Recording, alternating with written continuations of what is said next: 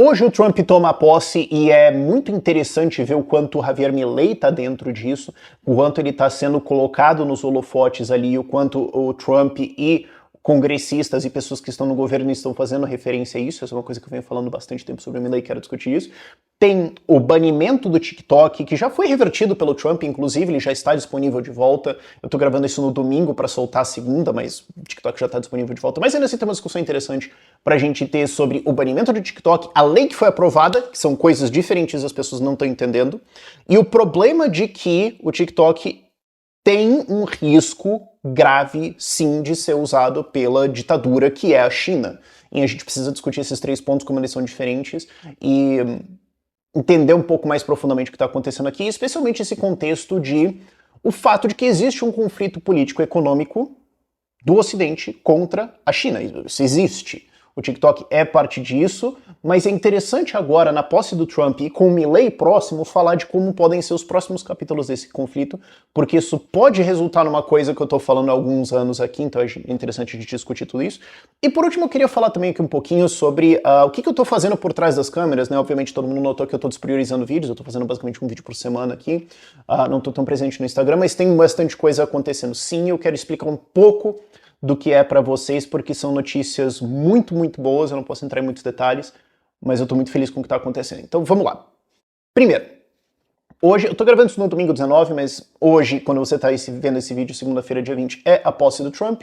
A gente não sabe exatamente como que vai ser a política econômica dele, mas o que eu quero apontar aqui é que todos os fatores apontam para que ela vai ser influenciada não só pelas ideias do Javier Milei, mas pelos resultados do Javier Milei.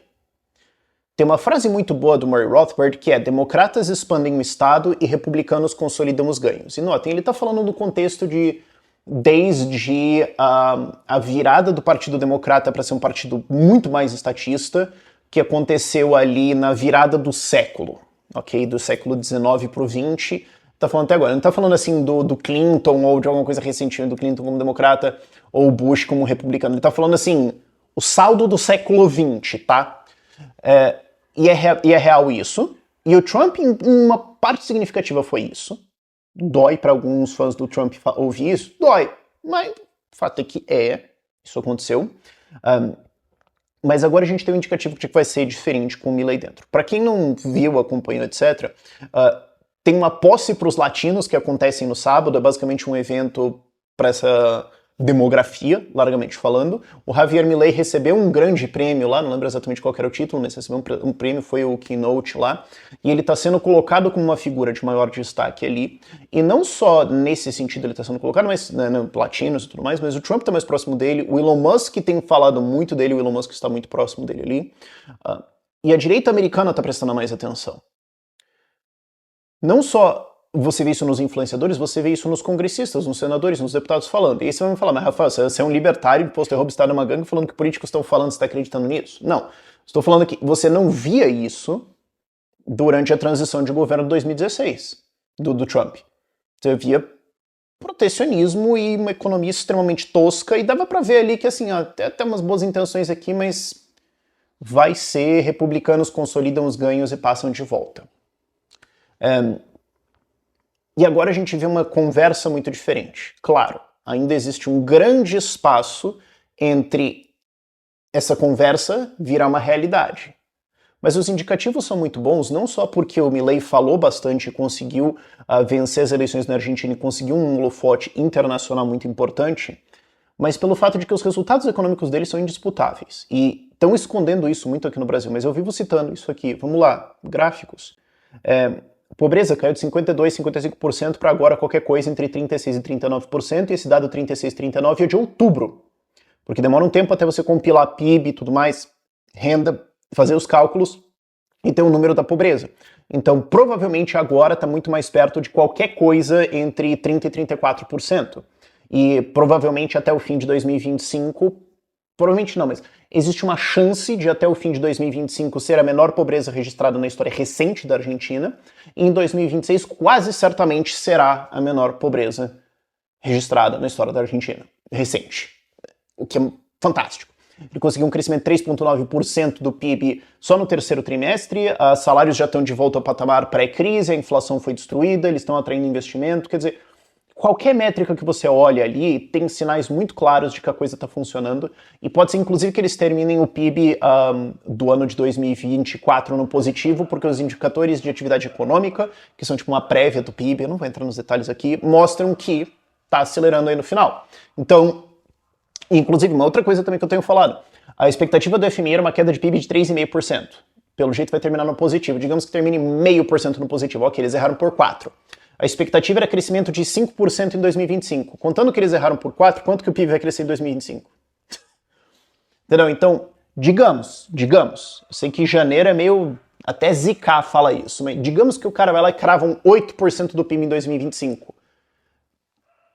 Nós estamos vendo, e eu falei isso um ano atrás, antes do Milei tomar posse, nós estamos vendo um risco de um ataque existencial para a esquerda da América Latina.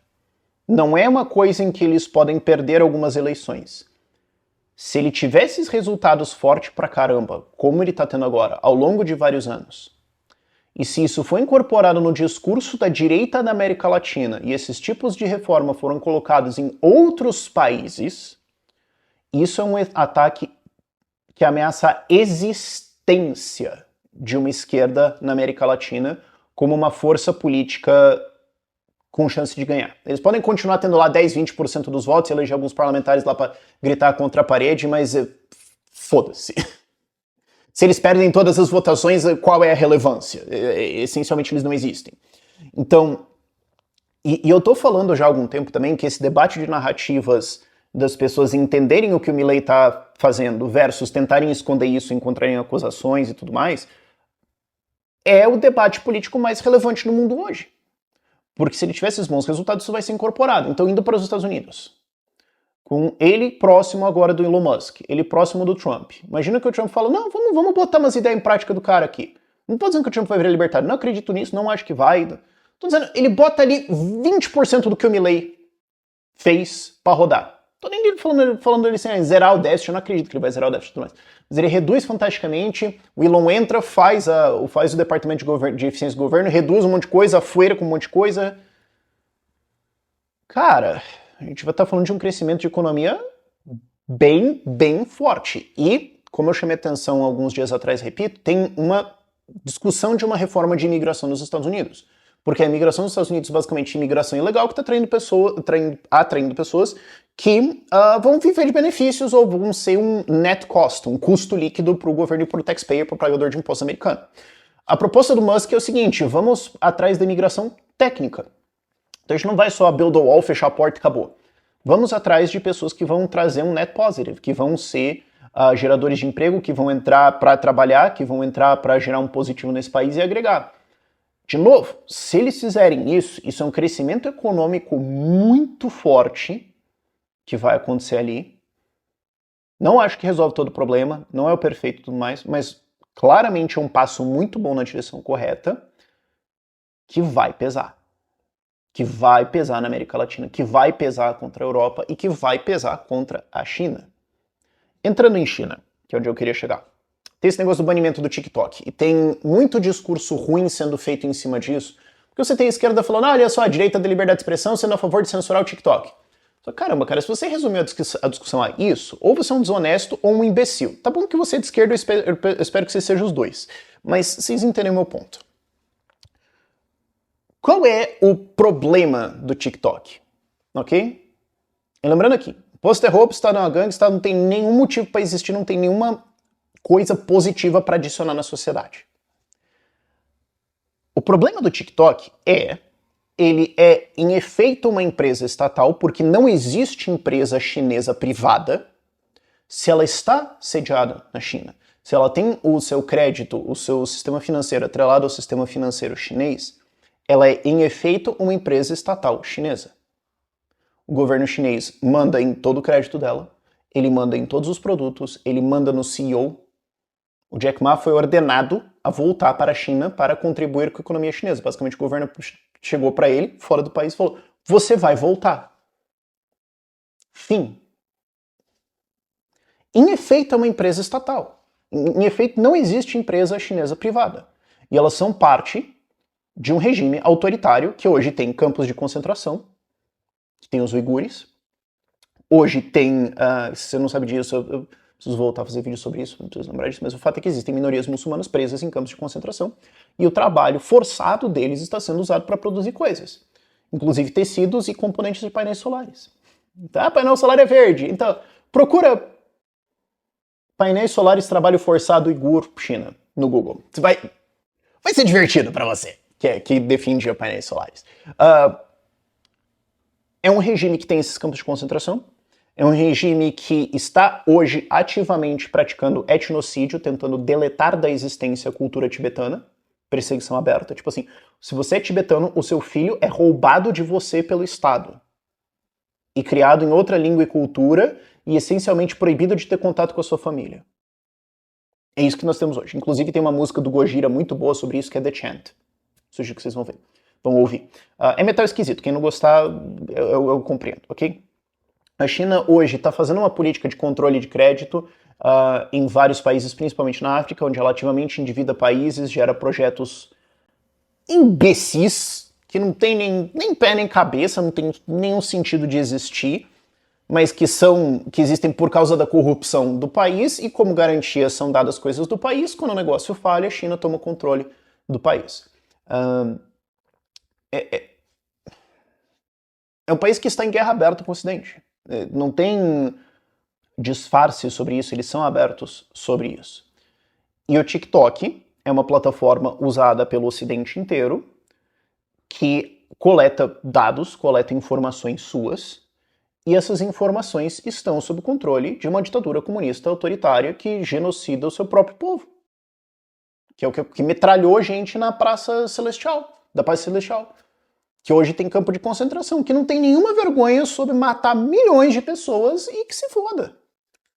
E esses dados serão usados por esse regime autoritário para promover autoritarismo no mundo. E são dados muito importantes. Tem muita coisa que você pode extrair isso. É uma arma. O fato é isso. A gente vai fazer nada sobre isso? Esse é o dilema. Ok? Não estou defendendo a lei nem o banimento. Estou colocando a pergunta. Vamos jogar para o extremo. Digamos que a gente está privatizando a Embraer aqui no Brasil. Digamos que ela ainda era estatal e a Coreia do Norte quer comprar. Não. Não. Ah, mas é capital estrangeiro. Não existe capital privado na Coreia do Norte. Vocês entendem isso, certo? Digamos que a gente tem uma empresa que faz pesquisa de produtos químicos que podem ter fins bélicos e produtos nucleares e foguete e a Embraer dentro, e a porra da Coreia do Norte quer comprar. Não! Não! Certo? Então a gente entende que existe um problema aí. Qual que é a solução? E eu não sei. Mas fazer nada não pode ser possivelmente uma resposta. Então, eu tô dizendo isso para dizer que eu concordo com a galera conservadora do Brasil que fala, cara, a gente vai deixar o governo totalitário chinês comprar uma empresa de agro, nossa? Eu entendo a preocupação, não estou dizendo que eu concordo com o controle de capitais e tudo mais, só estou falando que assim, sim, foda-se, não é uma resposta. Nós temos um problema aqui, ok? Agora, qual que é a lei que foi colocada, então, pelo governo americano, pelo Congresso? É uma lei que eu votaria contra, e todo mundo aqui, depois que eu explicar, votaria contra uma palma. A lei não era: o TikTok não pode rastrear dados dos americanos e repassar para o governo chinês. Não. A lei não era proíbe o TikTok de operar no território americano. Não. A lei não era proibir o uso de dados americanos. Não. A lei era autoriza o governo americano a forçar a venda ou de várias formas interferir e tomar controle em empresas de comunicação e redes sociais que podem ser uma ameaça para a soberania dos Estados Unidos.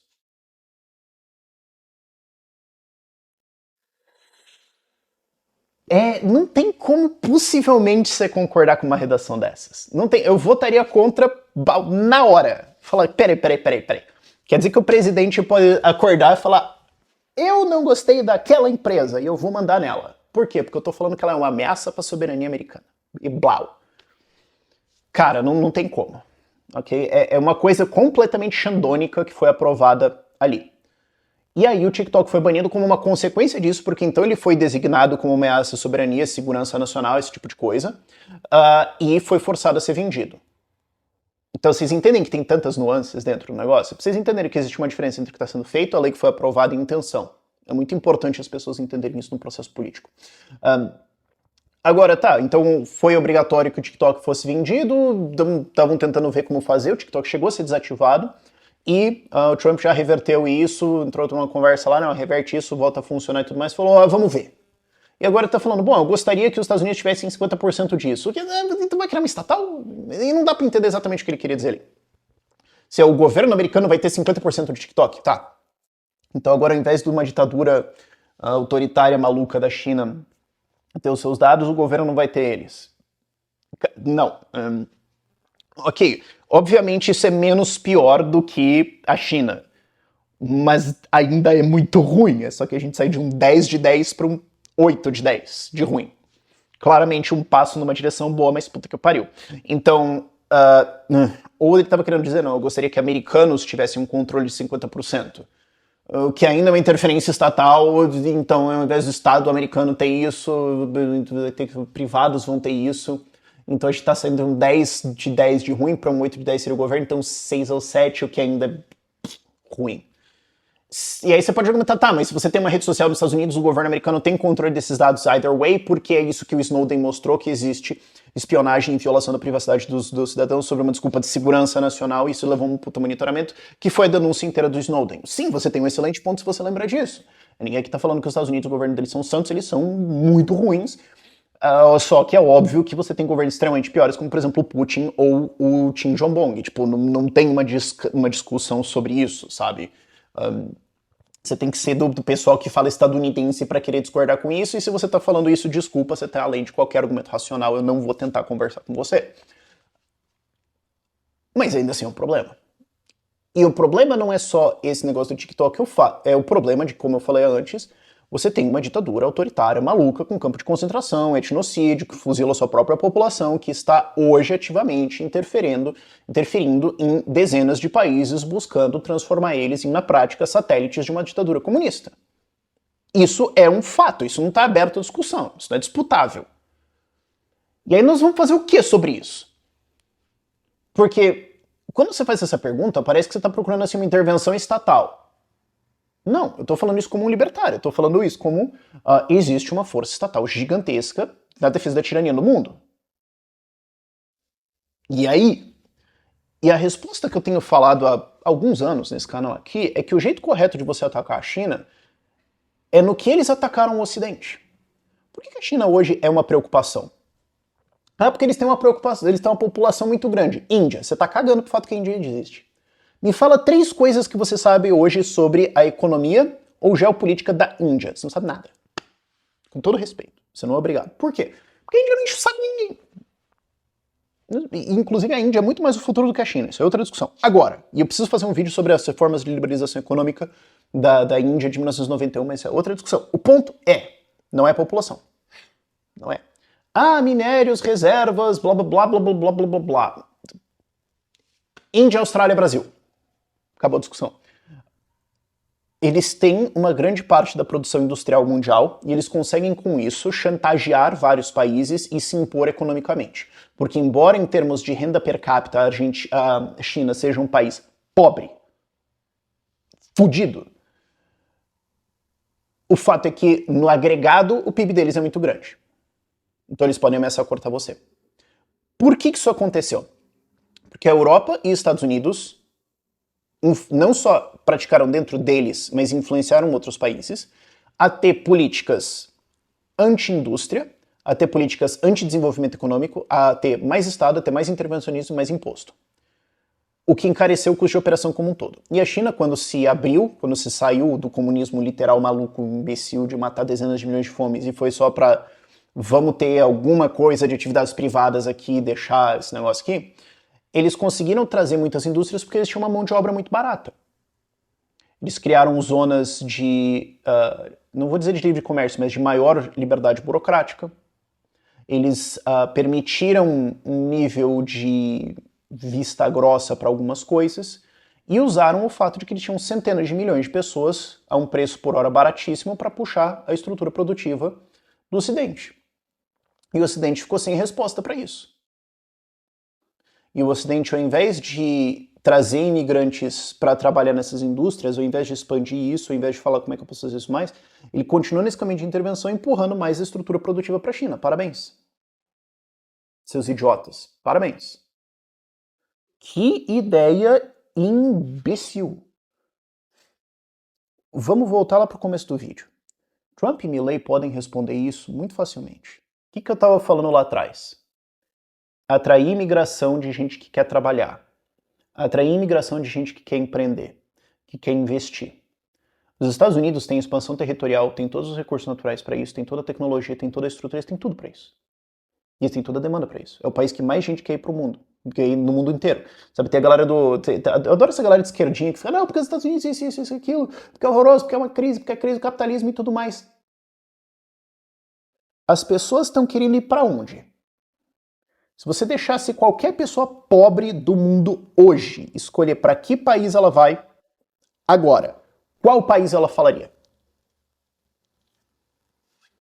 Sabe, a discussão acaba aí. Isso aí é o argumento Muro de Berlim. O Muro de Berlim existia por quê? E quando ele caiu, as pessoas pularam de que lado para que lado? É isso. Se você está discutindo com um socialista no nível mais profundo do que esse, você está errado, cara. Não tem motivo para você ir mais profundo do que isso, ok? Se os Estados Unidos fizerem uma atração de milhões de imigrantes que tem demanda, de gente que quer trabalhar, porque o desemprego lá está baixo, e tem gente que quer trabalhar nesses preços baixos. Ah, mas vai tirar emprego do americano. O americano não quer um trabalho industrial nesse ele não quer. Traz a galera. Coloca isso, coloca para produzir, coloca isso numa produção industrial. Faz um desenvolvimento de energia que os Estados Unidos precisa. Ressuscita a ideia de nuclear. Se faz todas essas coisas, nossa senhora, a China se lascou, velho. Porque eles já estão num problema hoje, a China já está num problema hoje, que o diferencial que eles tinham era mão de obra barata, que não é mais. O custo de mão de obra hoje na China, na indústria, já é maior do que o Brasil. Então por que as indústrias não vendem para o Brasil? Porque o Brasil também não quer atrair esse investimento e faz força para subir todos os outros custos para não valer a pena. Por isso que a gente ainda perde indústria para lá. Parabéns, Brasil. Já chego nisso. Mas os Estados Unidos podem puxar isso de volta, né? Indústrias já estão saindo da China para outros países próximos, por isso que você está vendo tanto crescimento econômico hoje na Indonésia, Vietnã, Laos, esses países próximos ali, porque o pessoal está indo para lá. Os Estados Unidos podem puxar isso de volta. Tudo? Não. O suficiente para arranjar um problema? Sim. O suficiente para causar um problema econômico significativo na China? Se fizer, sim. Se fizer uma grande desburocratização, se fizer uma grande redução de gastos nos Estados Unidos, se facilitar a construção e expansão de moradias, porque as pessoas vão precisar disso, se facilitar a imigração de trabalho, se facilitar a reindustrialização, se facilitar a geração de energia, sim. Existe vontade? Milley está influenciando o Trump. Elon Musk está influenciando o Trump. Não estou dizendo que eu acho que vai acontecer, eu não sei. Eu só estou dizendo que em 2016 eu apostaria qualquer coisa que não ia acontecer. Hoje, dá uma coçada na mão de falar, cara, existem vários mundos onde isso acontece. E se isso for feito, outros países vão replicar, que é o que eu estava falando da Argentina um ano atrás. Se a Argentina, se o Milley vai lá, emplaca as reformas, aprova, e a gente não sabia, aprova, passa, consegue os bons números, outras direitas no mundo vão começar a olhar para isso. Vão virar libertários? Não, eu não espero que a direita conservadora tradicional do mundo se torne libertária. Mas se eles ficarem mais libertários, por que eu ia reclamar disso? Se mais países fizerem isso, na América Latina, alguns, na Europa, alguns, não precisa todo mundo, alguns. Reform UK agora no Reino Unido, se ele botar parte disso para rodar, que estrago que eles conseguem fazer? Isso começa a mudar essa estrutura econômica global e começa a virar um problema para a China, que é o que a gente precisa fazer. A resposta para essa ascensão de autoritarismo da China, que existe, é promover mais liberdade no mundo. As pessoas querem ir, as ideias querem ir, o dinheiro quer ir para onde tem mais liberdade. É isso. Não é mais difícil do que isso, senhoras e senhores. Não é mais difícil do que isso. O que vai acontecer do Trump? Não sei. Não sei qual vai ser o saldo de 4 anos de o que vai sair de fato do Elon Musk, o que de fato vai sair dessas ideias do Milley, qual vai ser o resultado e tudo mais. Mas eu me sinto muito confiante de dizer que eu acho que vai ser muito melhor do que o Trump 1. E eu não tô nem falando de que o negócio da pandemia. Mesmo o período dele antes da pandemia foi meio... obviamente preferível do que qualquer coisa que a esquerda oferecesse. Tá. Do que os democratas oferecessem.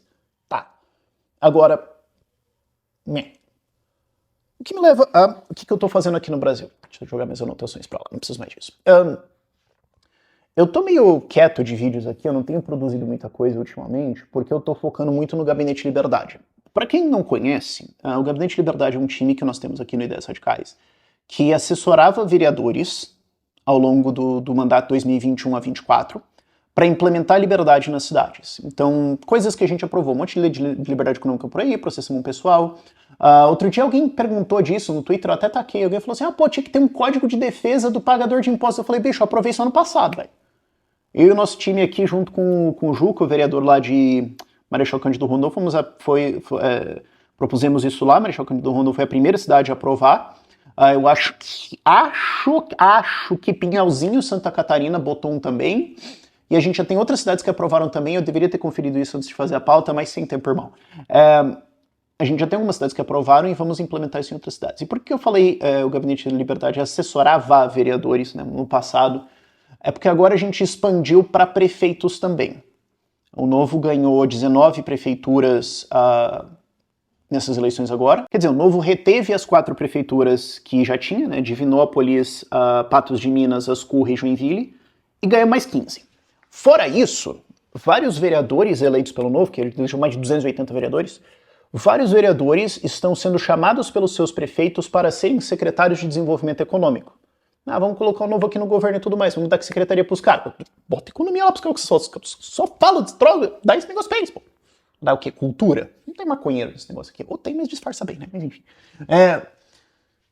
Então tem uma demanda muito grande de cidades também. Pô, o Novo teve mais de 30 vice-prefeitos, e tem outras cidades também que tem nada a ver com o Novo, mas que tem prefeituras e tem secretarias de desenvolvimento econômico interessadas em fazer reformas muito profundas nas suas cidades, de implementar a liberdade econômica. Em parte porque eles não têm escolha, a cidade está falida, em parte porque eles sabem que funciona, em parte porque o Milley está funcionando, em parte porque tem uma demanda maior de direita, vários argumentos, mas o fato é que hoje existem algumas dezenas de cidades com essa demanda. Então a gente expandiu para atender isso. Então agora não só a gente está assessorando vereadores, expandindo bastante, porque tem muitos vereadores liberais, libertários e de direita largamente que concordam com a gente aqui em 95% das coisas, que estão querendo fazer essas coisas nas cidades deles. Então nós estamos trabalhando com eles agora, tem contrato... Tem muita gente entrando, eu tô ficando com medo. A gente tá muito ferrado de trabalho. De vereadores tem muita gente entrando, mas principalmente prefeituras. Eu não vou entrar em muitos detalhes, mas já temos 3, e a gente deve terminar o semestre mais próximo de 10 prefeituras que a gente vai trabalhar para implementar a liberdade. E aí não é vereador em que a gente está protocolando algumas coisinhas. Não, a gente está falando, tipo assim, afuera. Está falando de uma reforma afuera. Revogaço completo, legal, infralegal, venda de patrimônio, um monte de legislação, reforma estrutural administrativa. Cara, porque a capacidade de atuar é muito grande. Claro, municípios no Brasil têm muito menos autonomia do que nos Estados Unidos, por exemplo. Não é o nível de afuera que a gente gostaria de fazer no governo federal, claro. Mas são cidades que a gente pode transformar em 2 anos aí em top 50 mais competitivas do Brasil. Então, hoje, a população que a gente já está atendendo é de mais ou menos 200 mil pessoas. Então, 0,1% do Brasil. A gente deve terminar o semestre atendendo 1% do Brasil. Então, alguns milhões de pessoas. Dependendo de quem fechar, 2 a 5 milhões de pessoas. De população combinada que a gente vai estar fazendo reformas em nível executivo de liberdade econômica nelas. De uma complexidade muito grande, uma profundidade muito grande. E tem conversas que nos próximos, largamente falando, 2 anos, então vai até o fim de 2026, a gente pode estar atendendo a qualquer coisa ao redor de 20 a 30 milhões de habitantes. Então 10% do Brasil. Então é uma escalinha legal, né? Nós estamos hoje, 20 de janeiro, em 0,1. A gente vai estar em 1% no fim do semestre e talvez daqui 2 anos em 10%. Cara, eu não sei como lidar mentalmente com isso, assim, honestamente, porque muita gente, a gente tá fechando quase 10 anos de Ideias Radicais aqui em julho, né, que é o meu trabalho profissionalmente. O canal existe um pouco mais, mas era por um ano, assim, foi mais ou menos meu hobby, fazer pouca coisa nele, então... E muitos de vocês me conhecem como o cara que fica falando de liberdade aqui, fica falando, fazendo vídeo, gracinha e tal, copinho, papapá. E a maior parte das pessoas só vê isso. Poucos de vocês sabem do nosso trabalho do backstage, primeiro porque eu não fico falando sobre isso, porque tem várias coisas de sigilo e tudo mais. Segundo que, assim, boa parte é um porre, tipo, explicar o que é uma revisão infralegal de portarias e... chato. Então eu nem entro muito nisso. Mas sempre teve esse balanço nos últimos... Sempre não, né? Nos últimos anos teve esse balanço de frontstage, né, na frente da câmera aqui, e backstage, impacto real no mundo, e teve várias coisas que a gente fez, inclusive, no mandato Bolsonaro, que eu não posso nem falar sobre, né? Porque daí começa a queimar a história, fonte, etc. Tem que ficar sigilo. Mas teve várias vitórias importantes e é um balanço duro, sabe? Porque às vezes você fica pensando assim, pô, mas eu queria fazer um vídeo sobre isso, queria fazer um vídeo sobre aquilo, queria fazer... Tá, mas a gente pode também fazer esse negócio e implementar isso aqui que vai muito profundamente mudar a vida de 500 mil de pessoas que nunca vão ficar sabendo o que aconteceu. Eu não ligo também que elas saibam ou não, mas... mas você pode fazer o vídeo, você pode fazer isso. Vocês entendem que é um balanço duro e assim, é só um ser humano com limites? Claro, eu tenho uma equipe e tudo mais que está em expansão agora, mas ainda assim. Mas o ponto é, não só a gente vai conseguir, quase certamente para alguns milhões de pessoas, transformar as cidades deles em cidades muito mais livres para empreender, com muito menos fiscalização, muito menos Estado em cima, mas a gente pode expandir isso para potencialmente 10% da população brasileira, talvez mais, 10, 15% aí realisticamente nos próximos 2 anos. Mas pensando num passo adiante, vamos juntar o vídeo todo. A gente tem agora uma onda Milei, as reformas na Argentina. A gente pode potencialmente ter uma onda do Trump, não sei. Existe uma janela se abrindo em 2026 onde a direita largamente volta, qualquer coisa que não seja o Lula. Sabe, tem umas discussões assim de, mas e se a chapa for Tarcísio e Michele Bolsonaro? Gente, obviamente eu gostaria que a chapa fosse Zema e alguém. Assim, óbvio. Agora assim, gente, qualquer coisa que não for o Lula, bicho, não tem discussão, certo? A gente, vambora. Certo? As pesquisas estão mostrando uma queda de popularidade do Lula muito forte. Ainda falta um nome de direita, mas existe uma janela para uma vitória. E a gente pode chegar em 2027 sendo a equipe que mais tem experiência em implementar liberdade no Brasil, com resultados, com 2 anos de resultados, dados, etc., para mostrar, funciona. Não sei, cara, dá pra gente ousar sonhar, dá pra gente ousar pensar no que pode acontecer nos próximos anos disso, mas eu tô agora nesse novo equilíbrio de produção de redes sociais versus esse trabalho de backstage. Eu vou voltar muito mais para redes sociais, tem várias coisas acontecendo agora, eu quero voltar para vídeo diário, Instagram, etc. Eu quero fazer novos projetos e tudo mais. Mas a gente tem que resolver um problema de cada vez. E agora a gente está resolvendo esse problema de backstage, de gabinete de liberdade, de implementar liberdade nas cidades, prefeitos, etc., vereadores, contatos, etc., que estejam ouvindo isso, pode falar comigo, vamos tentar trabalhar. Eu vou precisar expandir o meu time significativamente, mas vai dar tudo certo. Vai dar tudo certo. Mas é interessante pensar que no meio desse turbilhão de desastre de Brasil que está agora, ainda assim nós encontramos superfícies para transformar a vida das pessoas na direção de mais liberdade hoje. Tipo assim, isso está acontecendo agora. E as sementes que isso planta para o futuro. Eu queria mais entrar nisso, assim, não só para dar uma transparência para vocês de o que está acontecendo, mas também para dar um pouco de esperança para vocês, porque eu sei que nesses momentos é duro. A gente fala assim, gente, olha, mesmo por baixo dos panos, mesmo no subsolo ali, quando você não tá vendo, tem coisas boas acontecendo. Tá chovendo agora, mais um dia vai fazer sol. Por esse vídeo é isso.